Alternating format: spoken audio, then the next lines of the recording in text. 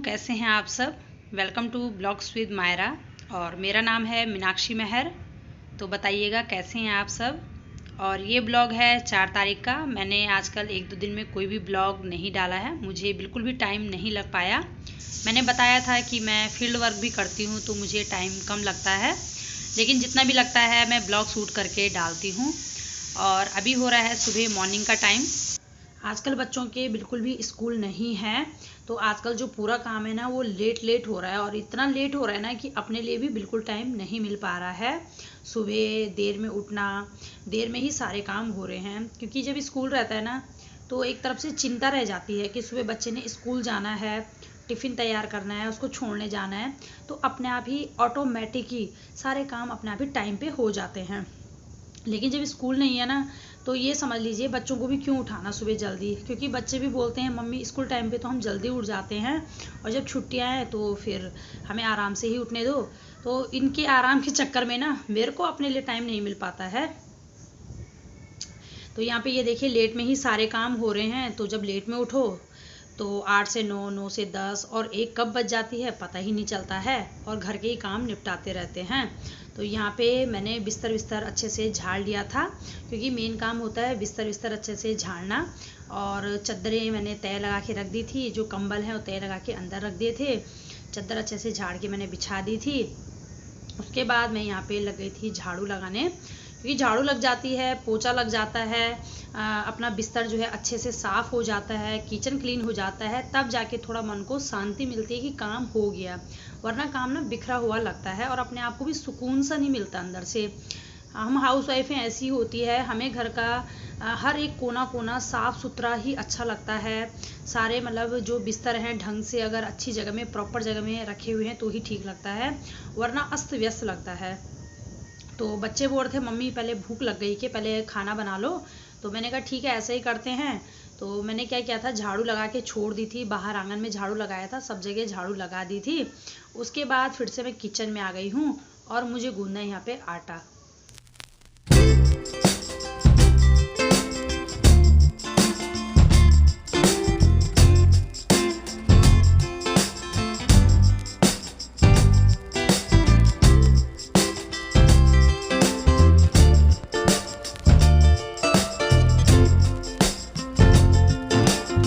पराठे मैंने बना लिए हैं, रात में कद्दू की सब्ज़ी बनी हुई थी और उसको मैंने गरम कर लिया था। तो अपने बच्चों को दे देती हूँ पहले बाहर में खाने के लिए, क्योंकि गर्मा गर्म पहले उनको ही दिया जाता है, उसके बाद ही अपने लिए बनाती हूँ। पहले उनको खिला दूँगी, उनको साइड में कर लूँगी, फिर वो टीवी भी देखते रहेंगे तो आराम से अपने लिए ये होता है ना कि आराम से तसल्ली से बैठ के खाओ। और खाना शरीर पर तभी लगता है जब तसल्ली से खाया जाए। वो खाना बिल्कुल भी नहीं लगता है कि चलते चलते हम कहीं जा रहे हैं, कहीं बात कर रहे हैं, कहीं खा रहे हैं। तो यहाँ पे मैंने बच्चों को खिला दिया था, और जो भी मतलब बचा हुआ था आटा, तो इतने में मैं रोटी बना ही रही थी। तो देखिए मेरा सिलेंडर भी है जो है वो ख़त्म हो गया है, तो मैंने इसको कर दिया था उल्टा। मैंने कहा थोड़ी देर जितनी भी गैस होगी उसमें बची हुई उसको हम यूज कर लेंगे, लेकिन नहीं हो पाया, सिलेंडर ख़त्म हो गया था। तो मेरे पास भरी हुई थी दूसरी गैस, और इमरजेंसी में भरनी बहुत ज़रूरी है, क्योंकि यहाँ पे तो कोई सुविधा नहीं है। अगर एक गैस ख़त्म होती है तो दूसरी अपने पास एंटरटेन होनी चाहिए। तो यहाँ पे मैंने दूसरा जो गैस चूल्हा है वो लगा दिया था। और नाश्ता वास्ता करने के बाद जो लास्ट काम रहता है वो रहता है मेरा बर्तन क्लीन करने का। तो यहाँ पे नाश्ता हो गया था। ये देखिए छिलके भी मैंने अभी रात के वहीं पे रखे हुए थे, अभी इनको भी मैंने डस्टबिन में डालना है। तो मैंने थाली में इकट्ठा करके एक जगह रख दिए थे। मैंने कहा सुबह जब मॉर्निंग में मैं नाश्ते के बर्तन धोऊंगी उसी टाइम पे इकट्ठा कर दूंगी।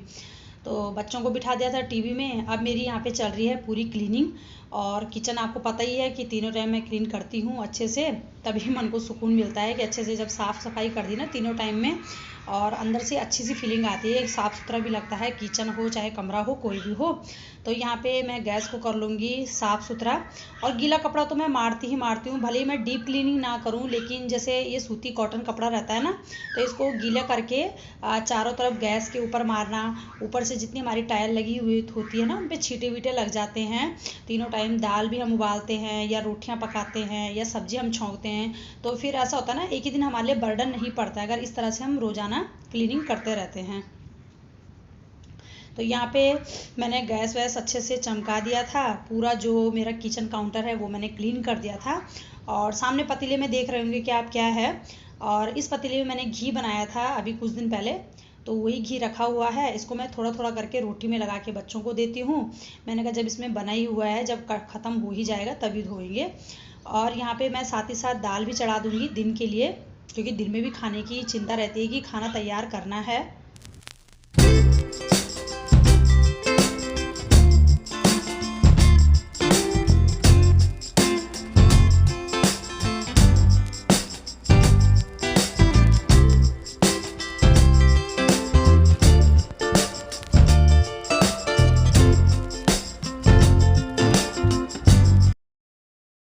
ये मोटी वाली दालें, राजमा है इसमें, और हमारे गांव की दाल है, नौरंगी है, और तोर की दाल है, सारी मिक्स है। तो ये मैं उबालने के लिए रख दूंगी। तब तक मैंने बर्तन भी धो के अच्छे से अपने टब में रख दिए हैं। और ये देखिए मेरा किचन लग रहा है ना साफ़ सुथरा। और उसके बाद मैं यहाँ गई थी बाहर वाले कमरे में, और यहाँ पे मैंने मिष्टी के ओनली कपड़े बदल दिए थे। मैं उसको नहीं नहलाऊंगी आज, क्योंकि आज जो है मौसम बहुत ही गड़बड़ है। आजकल 2-4 दिन से मौसम के यही हाल है, कभी बारिश कभी धूप। तो बच्चों के लिए ना थोड़ा ठंडा हो जाता है, तो इसलिए मैंने इसके कपड़े चेंज कर दिए थे। तो मैं अक्सर ऐसा करती हूँ, जैसे मुझे कभी छोटे बच्चों को नहलाना नहीं है तो उसके कपड़े चेंज कर देती हूँ और बाल वाल बना के उसको अच्छे से तैयार कर लेती हूँ। वाह, मिष्टी ने पहन ली है फ्रॉक पिंक वाली और 2 चोटी भी बना दी है।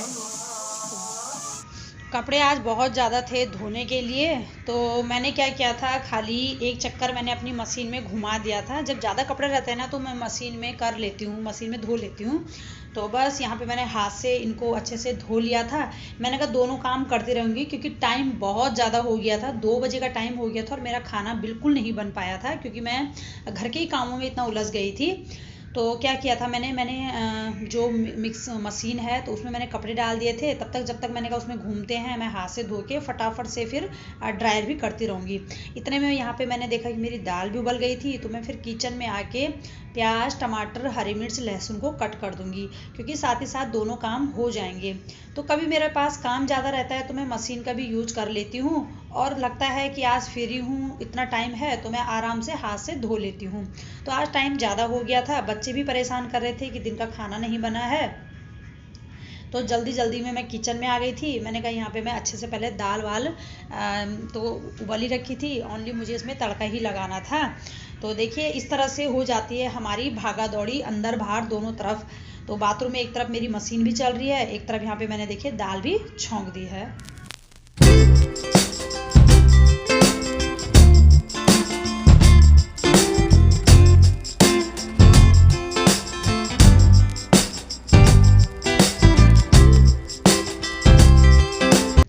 मौसम ठंडा होने की वजह से मुझे ड्रायर करना पड़ रहा है, वरना अगर धूप अच्छी होती ना तो ड्रायर करने की कोई ज़रूरत भी नहीं है।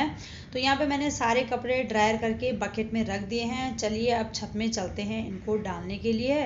इतने में मेरा जो दाल चावल है वो भी पक्के मतलब रेडी हो जाएगा। हेलो दोस्तों, कैसे हैं आप सब।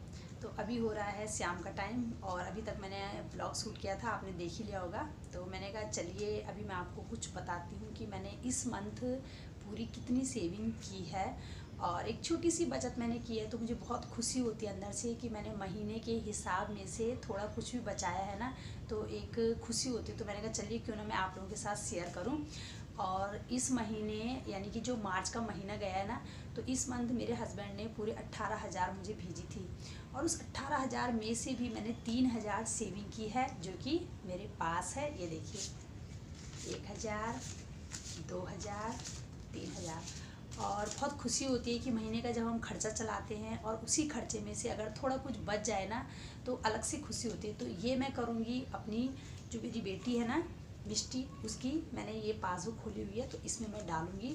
और ये मैं छोटी छोटी जो बचत है ना अपनी बेटी के खाते में डालती रहती हूँ, ताकि जो छोटी छोटी बचत ही बाद में एक बड़ी बचत का रूप ले लेती है। कभी 1,000 बच गए, कभी 3 बच गए, कभी 2 बच गए, जो भी बचता है ना तो वो मैं इसमें डालती रहती हूँ। तो फिलहाल तो इस महीने मैंने 3 बचाई है, अगले महीने देखते हैं मैं कितना बचा पाती हूँ।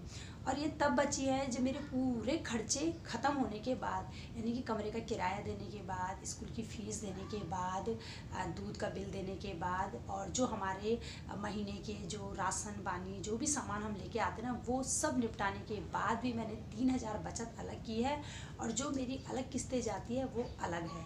तो अब सपोज़ 5,000 मेरी किस्तें जाती है, 5,500 वो अलग है, यानी कि 8,000, 3 ये हो गई, 5 दिन 8,000 तो मैंने अलग से सेविंग की है। तो अगर इस तरह से अगर हम लोग बचत बनाते हैं ना, एक बजट चार्ट बनाते हैं, तो काफ़ी हद तक जो हमारी बचत हो जाती है। और मैं आपको बताऊंगी, ये देखिए, ये मैंने एक नोटबुक बनाई हुई है। हर महीने का जो भी हिसाब रहता है मैं इसमें लिखती रहती हूँ कि मेरे महीने में मैं कितना क्या लाई हूँ, कितना मैंने स्कूटी में तेल भराया है, कितना मैं राशन लेके आई हूँ, कितना मैंने बिजली का बिल दिया है, कितना मैंने किराया दिया है। और महीने में मैं कैलकुलेशन करती हूँ तो मुझे पता लग जाता है कि मेरे महीने का खर्चा कितना है और कितना मैं उसमें से सेविंग कर पाऊँ। तो मेरा आप लोगों से यही कहना है, अगर कोई भी हाउसवाइफ मेरी वीडियो देख रहा हो ना, तो उसके लिए बहुत ही यूज़फुल होने वाली है। क्योंकि अगर हम बजट के हिसाब से चलेंगे, बजट के अकॉर्डिंग चलते ना, तो हमारा छोटा छोटा जो पैसा है ना, वो बड़ा बड़ा पैसा कब हो जाता है पता भी नहीं चलता। और ये मैंने छोटे छोटे करके ही बड़े बनाए हैं। कभी 20 रुपये बच गया, कहीं पे हम सब्जी लेने जाते ना, तो कहीं पे हम सब्जी वाले से बोलते भैया ये कम कर दो, तो 5-10 रुपये बच जाते ना, तो उसे गुल्लक में डालते रहिए महीने का। फिर देखिए महीने में कितना ज़्यादा हम सेविंग कर लेते हैं कहीं। तो ये देखिए मैंने इस तरह से बजट एक चार्ट बनाया हुआ है पूरे महीने का। ये है मार्च का महीना, दिख रहा होगा आपको। तो मार्च में मैंने हनी की फ़ीस दे दी थी 1100, दूध का बिल दे दिया था, कमरे का किराया दिया है, राशन दी है। स्कूटी में तेल मेरा इस बार बहुत ही कम यूज हुआ है, मात्र 100 रुपये का तेल मैंने मार्च में ख़त्म किया है। अगर मैं ज़्यादा चलती तो ज़्यादा होता, लेकिन इस बार चलना कम हुआ है, तो ये भी मेरी बचत ही है। और एक्स्ट्रा में 1,000 मैंने बचत वो अलग की थी। फिर मैंने यहाँ पे सारा हिसाब लगाया है ना, तो यकीन मानिए छोटी छोटी बचत से ही और बड़ी बड़ी बचत हो जाती है। तो मेरा मानना तो यही है कि अगर हम महीने का कुछ भी कर रहे हैं तो उसे लिखते जाइए। लिखने के साथ साथ उसमें देखिए, अगर हमारी कोई 5-10 रुपये की वहाँ पे हमने देखी हमारी बचत है, तो उसको अलग सेविंग कर दीजिए या गुल्लक में डाल दीजिए, और लास्ट महीने में देखिए तो आपको वो छोटे छोटे से बड़ा नज़र आएगा। तो इस तरह से मैं करती हूँ अपनी महीने की बचत। आप लोग कैसे करते हैं ज़रूर बताइएगा, और आशा करती हूँ आपको वीडियो अच्छी लगी हो। तो अच्छी लगी हो तो प्लीज़ लाइक कीजिए, चैनल को कीजिए subscribe. Okay bye, take care.